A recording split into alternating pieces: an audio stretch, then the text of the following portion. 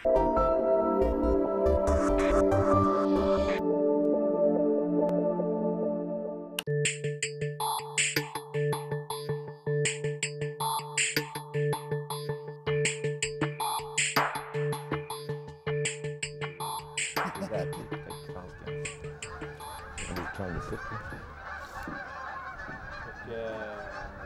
là, on regarde là. On regarde dans le trou, là. OK. Tu veux passer les grues? Ben oui, Je pense que ça revient au festival, eux autres aussi. Ouais. Salut, Daniel. Salut, Doris. Daniel Gagné, coordonnateur du Festival Aricana de Vassan. Moi, c'est Doris Saint-Pierre depuis 1948. On est là pour vous parler du festival.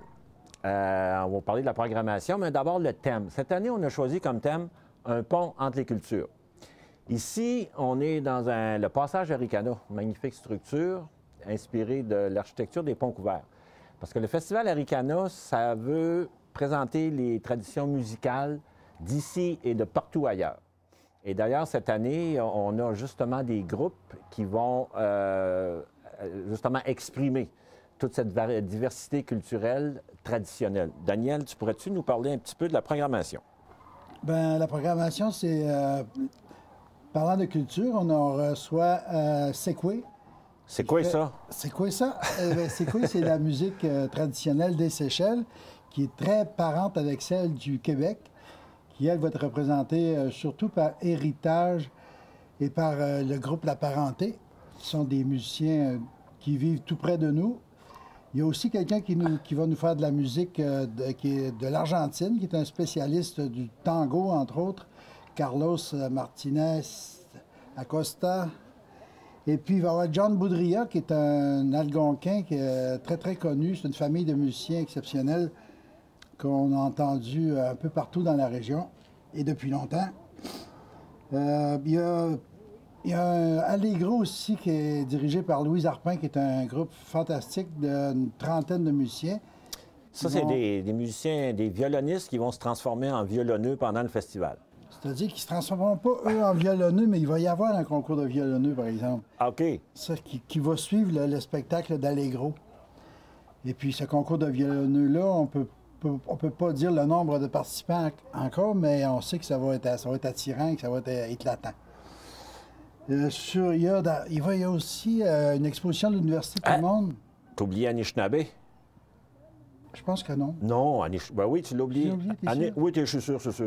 Je les ai tout Anishinaabe, un groupe de musiciens algonquins du Lac-Simon. Ce qui caractérise Anishinaabe, c'est qu'ils chantent dans la langue algonquine, en Anishinaabe. Là. Ça, c'est très particulier, plutôt rare. Il y a Cashtin qui le fait, mais il y a eux aussi. Et l'Université Tout le monde présente une exposition sur le thème de l'hommage à des anciens ou en fait à des personnages colorés qui ont marqué l'imaginaire collectif dans la région.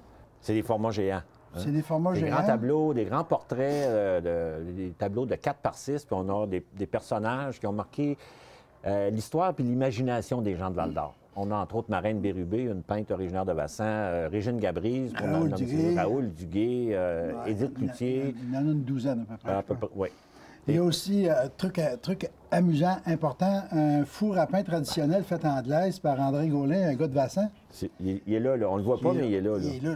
Il est drette là. Et ça, c'est fantastique comme expérience. Il y a une affaire qui est importante aussi.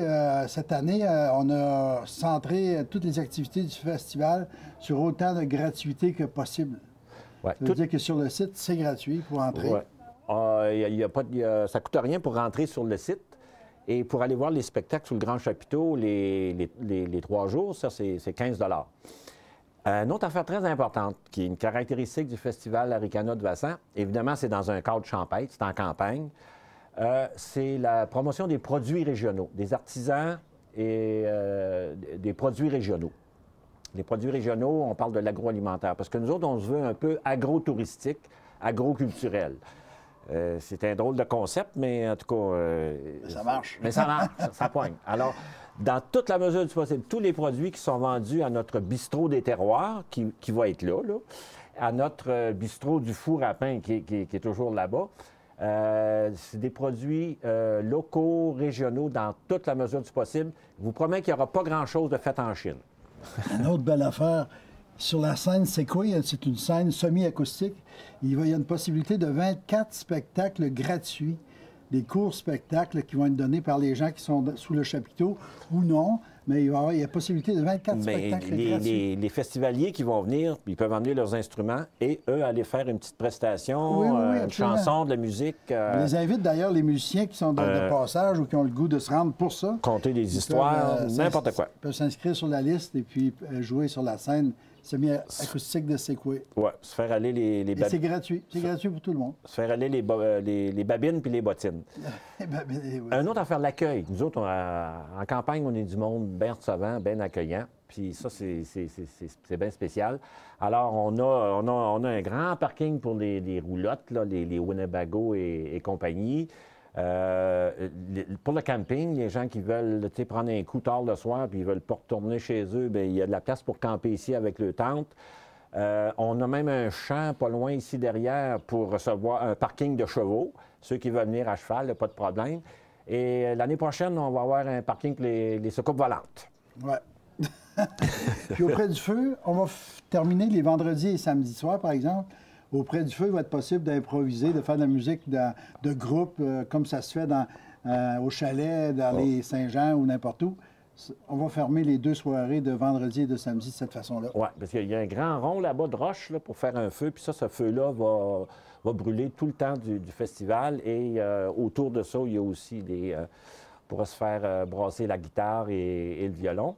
À part de ça, on oublie-tu quelque chose, là? C'est le Festival de la gratuité. Et le Festival de la gratuité. Ah oui, on a plein d'affaires. On a une petite fermette, on est en campagne, après tout, une petite fermette d'animaux pour les...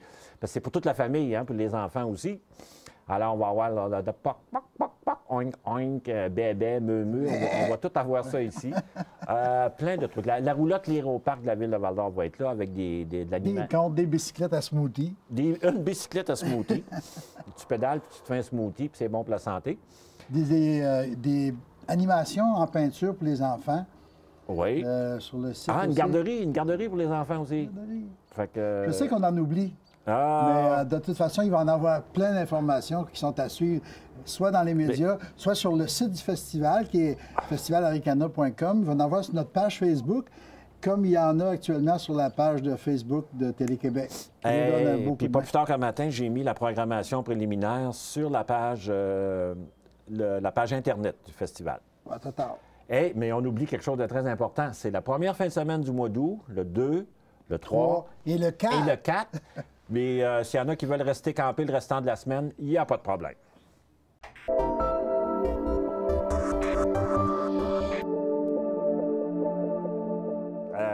C'est tout, hein? Ils peuvent revenir à l'année aussi. Le parc Aricana est toujours là. Oui, c'est vrai. C'est une attraction en soi. Oui. OK. Bon, ben, Colin, c'est fait.